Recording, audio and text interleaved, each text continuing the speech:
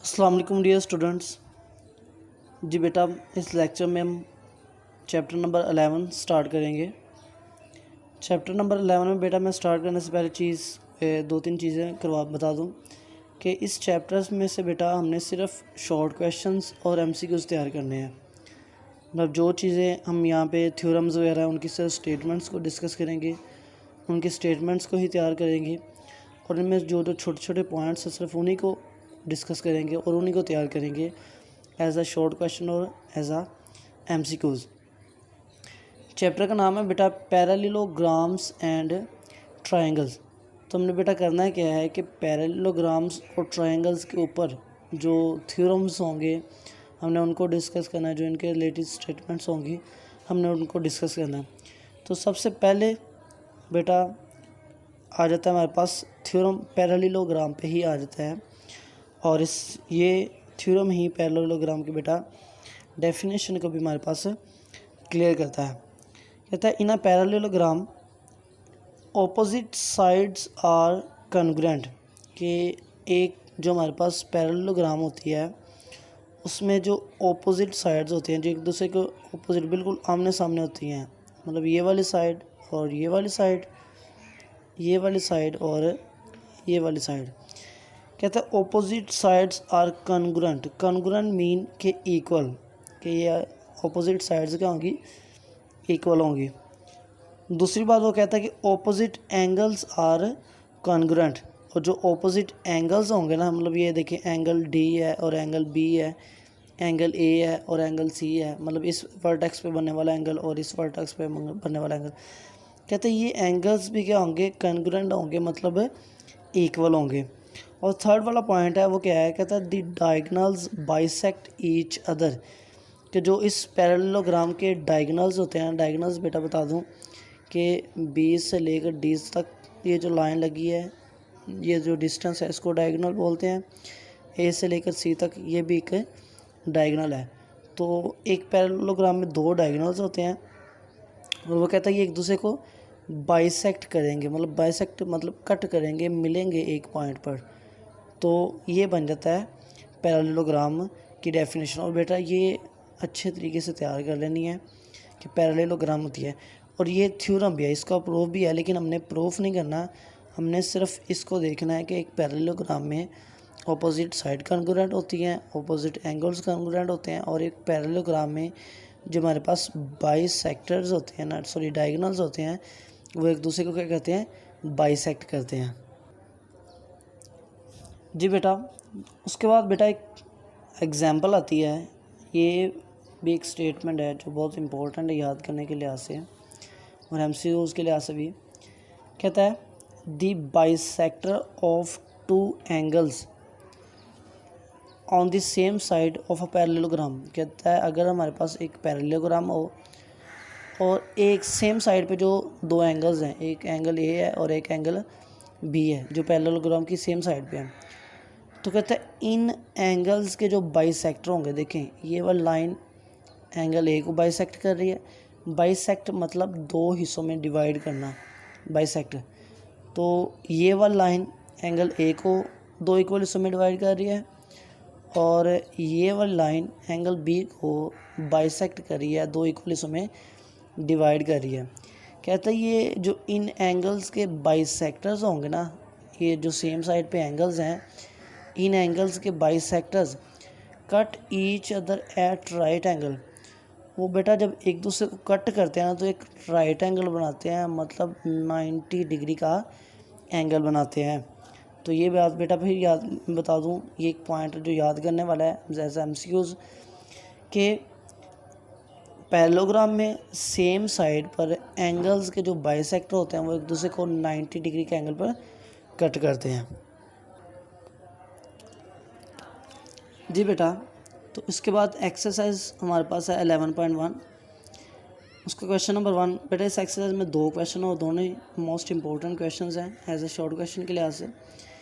Question number 1 कह रहा है कि one angle of a parallelogram is 130, के पैरेललोग्राम का एक एंगल 130 है। So measure of its remaining angles, एक एंगल वो कहता है 130 है और जो बाकी एंगल्स है ना ए डी और सी, ये हमने एंगल्स निकालने हैं। तो मेजर एंगल जो बी है वो कह रहा है 130 है।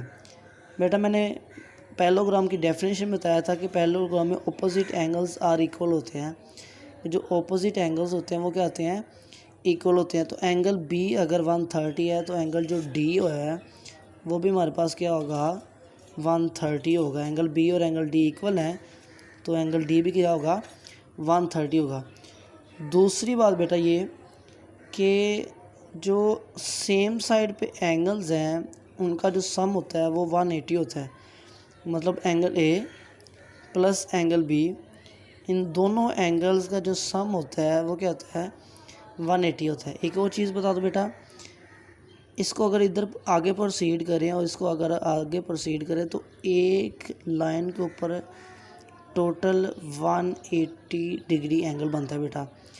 तो देखें बेटा ये सेम, अगर ये मैं यहाँ पे बता दूँ ये टोटल 180 है तो यहाँ पे जो एंगल बनेगा वो एक के इक्वल होगा और ये जो इस साइड पे एंगल बन रहा है 130, ये ए के इस साइड पे जो एंगल बनेगा ये इसके इक्वल होगा।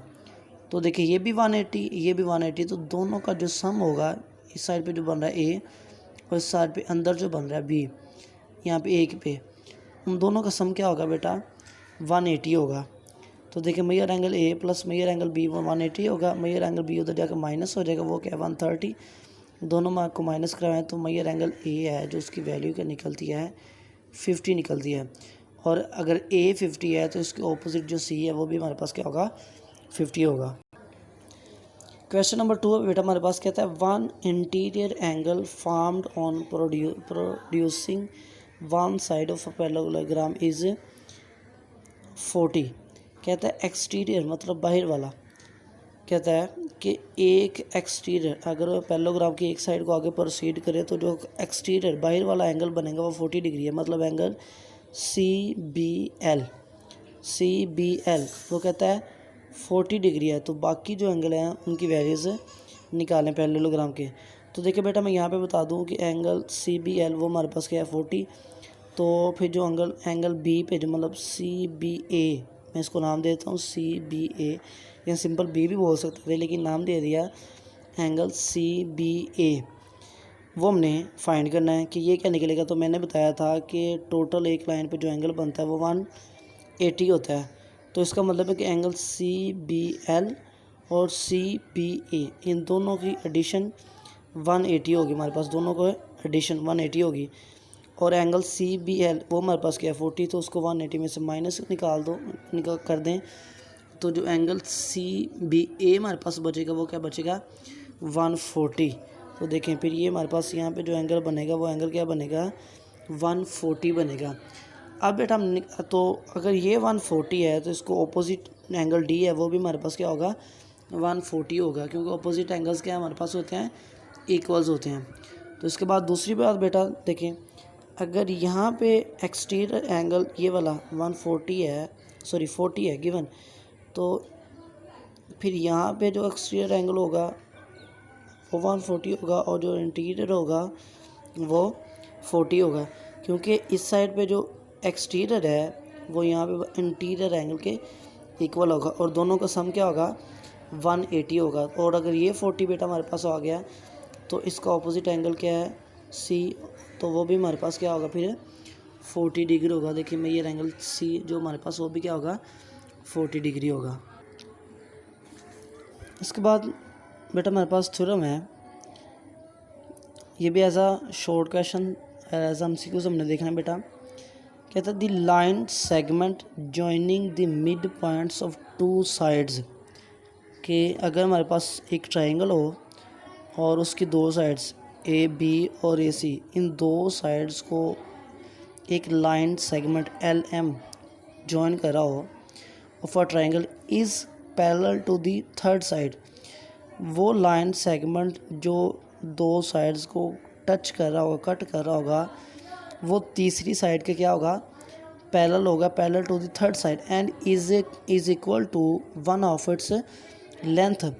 और इस BC ये वाला जिस साइड के वो पैरेलल होगा उस साइड के की लेंथ के वो क्या होगा 1/2 होगा, उसका आधा होगा। तो देखें फिर मैं बता दूं बेटा सिंपल क्या है कि कहता है कि अगर एक ट्रायंगल हमारे पास दो साइड्स हैं, उन दो साइड्स को एक लाइन सेगमेंट कट कर रही है LM, तो वो लाइन सेगमेंट उस तीसरी साइड के क्या होगा, पैरेलल होगा और उसकी लेंथ के क्या होगा, हाफ होगा। मतलब LM, ये देखिए मेरे पास लिखा हुआ है LM ये इक्वल होगा हाफ किसके, BC की लेंथ के हाफ होगा, उसके 1/2 के इक्वल होगा।